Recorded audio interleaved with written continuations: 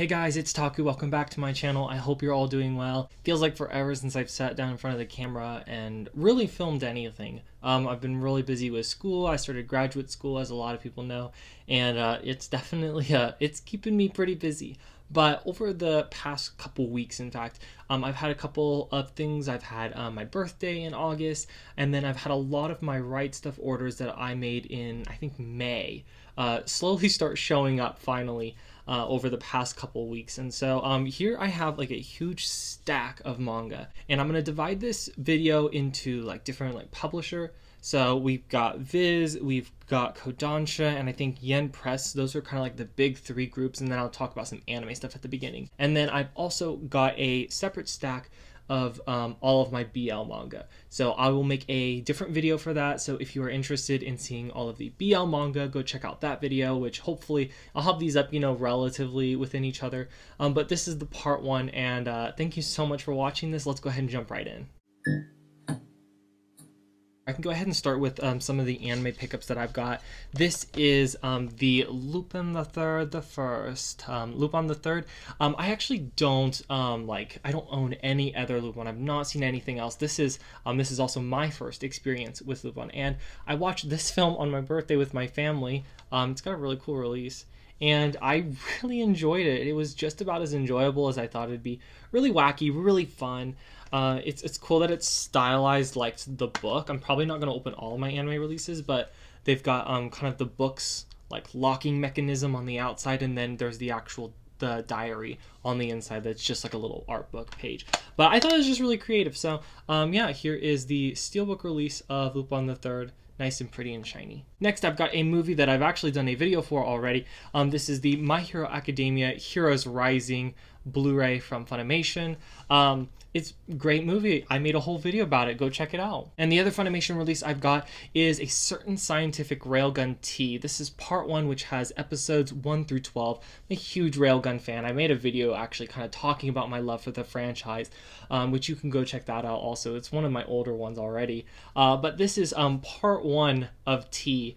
And I actually didn't think that I was gonna miss pre-orders for part 2, but on Funimation's website they already have part 2 sold out, so I don't know, I'll have to go look on RightStuf or something. But I love Railgun. I love Railgun Tea. I think there's so much hype around this particular story because for actually a decent little chunk of the climax, which I won't say anything, but Misaka kind of takes the back seat, and you have all of the other characters really coming through and showing what they've got. It's a really great culmination of all of the wonderful things in the Railgun side, and it's got a little surprise if you like Tomakami Joe and seeing how he plays into this universe. But we don't get those special episodes. This is just 1 through 12, and so I'll have to pick up the second half sometime soon. Again, this is random. I've got a Funimation digital copy code. You can have it if you can read it here. Couldn't remember if this was for My Hero or if it was for Railgun Tea, so whatever it's for, if you get it, congratulations. All right, next I've got a release. I'm looking at it. I haven't even opened it. This is Fate Stay Night Heaven's Feel Lost Butterfly. This is the second of the Fate Stay Night Heaven's Feel movies. I did a video way 3 months ago about the first film, and then I ordered this literally before making that video, so I was hoping that this would have arrived a long time ago, but it's finally here, and I have not watched it. Obviously it's still in the shrink wrap, but yeah, I'm really looking forward to pedaling through more of this route and seeing how it picks up from the first one. And then of course by now the third film's already out, so probably need to jump on that one too. Got a really highly anticipated release here. This is Black Rock Shooter, the complete series. It's the complete TV series. So there were 8 episodes I believe made for Black Rock Shooter many years ago, and they finally got this thing licensed, and they even dubbed it. I believe it was done by Sound Cadence did the dubbing, and then this is a Discotech release. But oh my goodness, this is a product I never thought I would see in my anime time, because it's not like it's an old show, but it's definitely older and has a weird history of licensing. So I'm glad they sorted it out and got it dubbed. There's so much nostalgia in this. I mean, this is one of top first 5 anime I ever watched. This one's up there, and so I think to revisit it in the English dub is going to be really exciting. Last for the anime, I've got Ranma 1/2. This is the OVA and TV collection. It was just the last part of my Ranma collection that I was missing. Finally got around to picking this up, so now I've got all of the DVDs released from Viz. This one has a nice matte cover. It's very pretty and festive and has all the characters. So yeah, my Ranma collection is now complete. Okay, with the anime out of the way, we can finally get into some of the manga. Let's actually start with one that's not manga. This is a light novel, or actually probably just a regular novel, by Yoru Sumino. This is I Had That Same Dream Again. This one was for the longest time out of print, and I'm so glad I was able to pick this up. I really enjoyed At Night I Become a Monster, and I still have actually yet to read the Pancreas novel. So this is, I'm kind of going out of order a little bit. But I really enjoyed it, and I really like these releases from Seven Seas. So I hope they keep bringing Sumino's works over, because they're pretty good. The next one is, I believe, a recommendation from Shay. Was it Shay Geeks who recommended this? If not, I could be wrong. Someone else maybe. But this is Pleasure and Corruption, Volume 1, and it is by Yu Somea, or Yo Somea. This is from Dempa. I don't have any Dempa books, so that was pretty exciting. But it is a very interesting little French flap right there. I believe that's what they are called.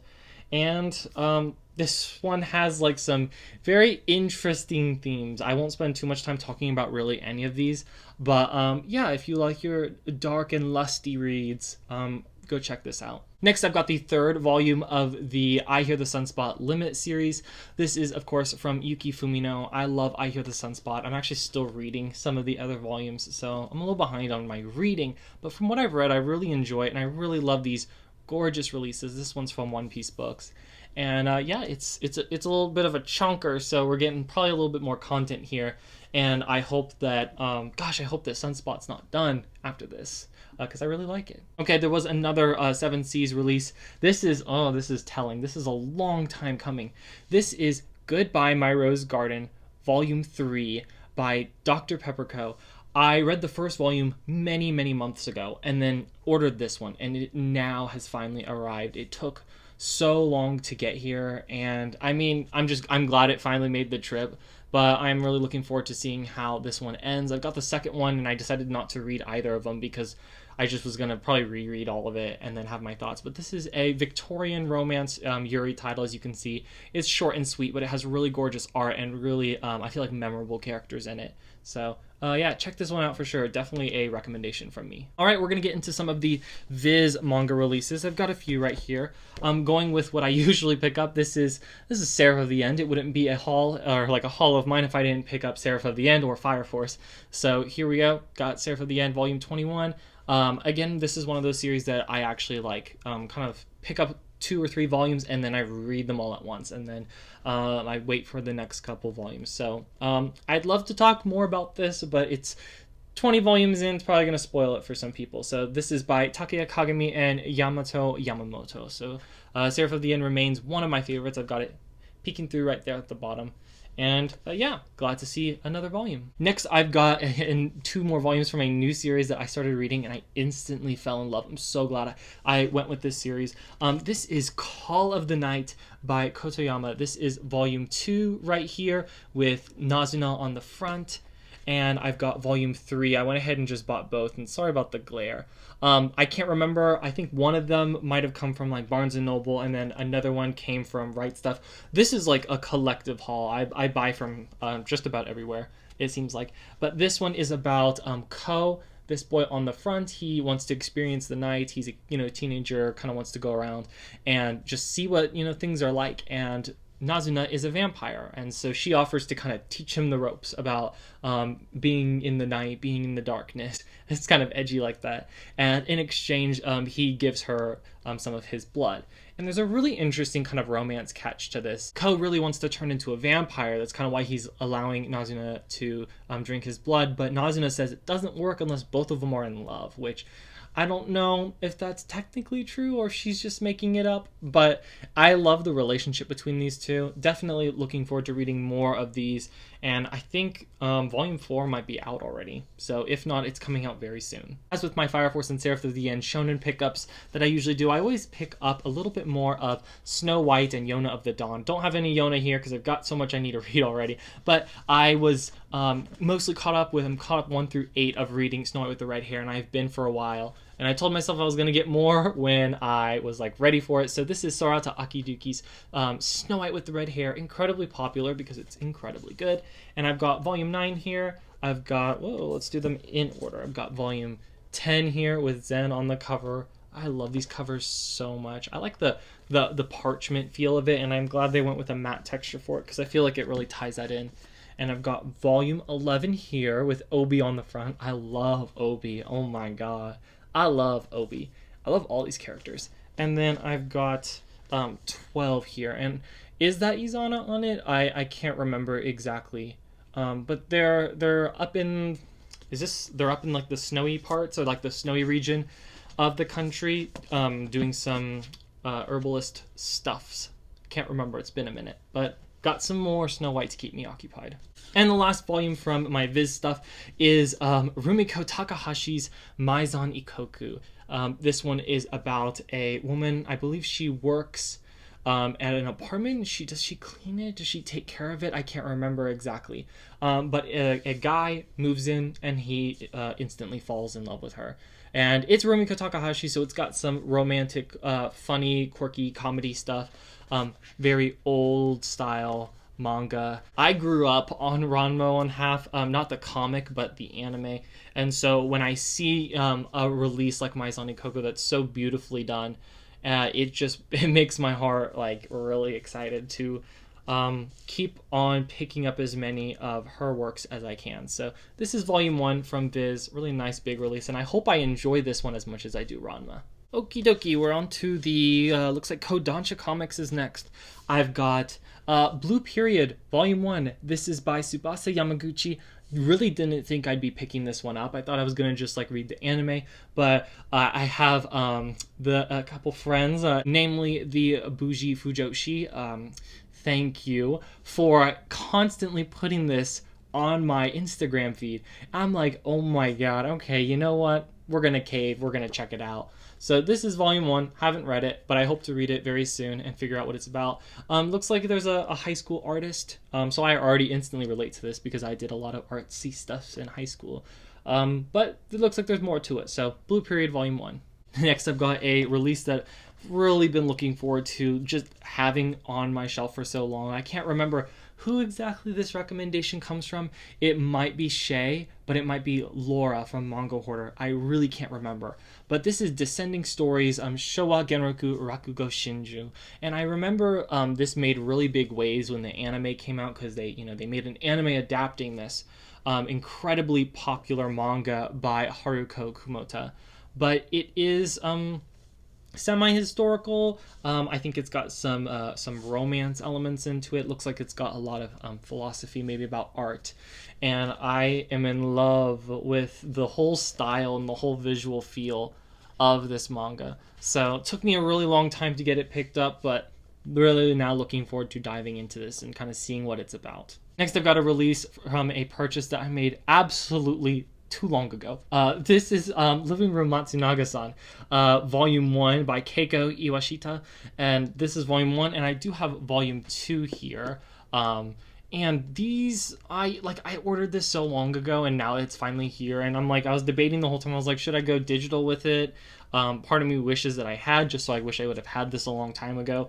But, they're finally here, so I'm looking forward to reading it. It's really cute, but we've also got the same thing of, kind of a tenant and apartment owner relationship, it looks like. I'm looking forward to finally reading this.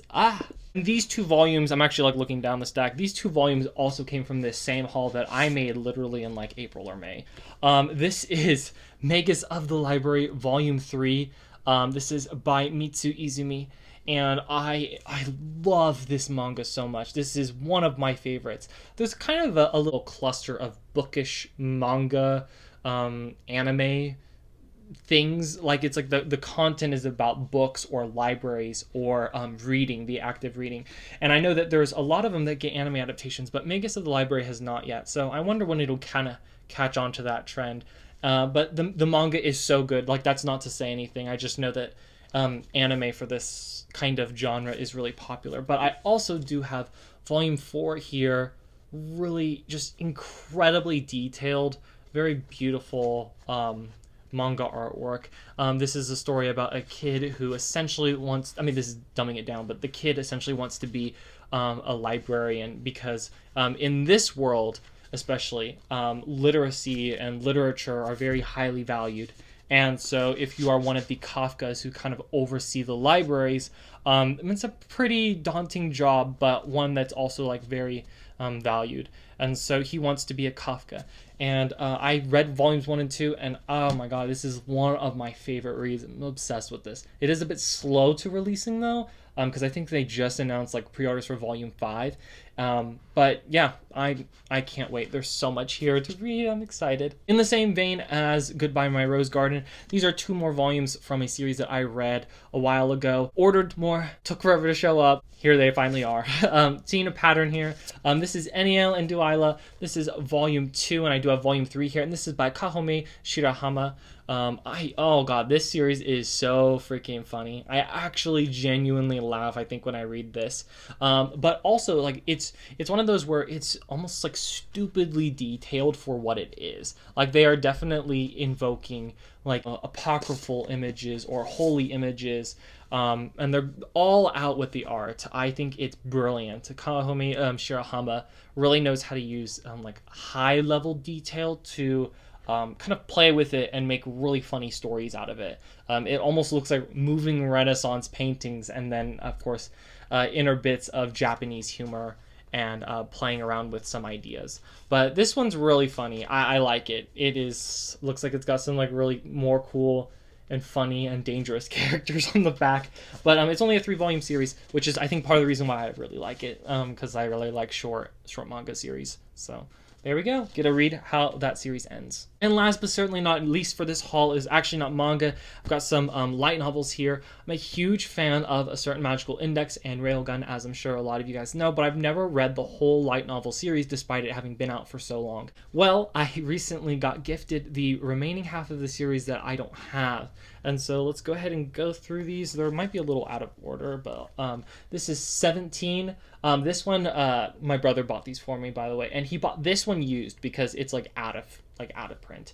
So it's a library copy, but I'm not too hung up about it because my current index collection is actually made of a bunch of used books. So I think it works out really well and kind of plays into that theme. So this is 17. It looks like I've got 18 right here. And this is all where the third anime takes place. So I'm really happy to get to read this since it's kind of a bit of a rush job, the anime was. But I enjoy reading the light novel series. I think I'm like over maybe right under halfway through it.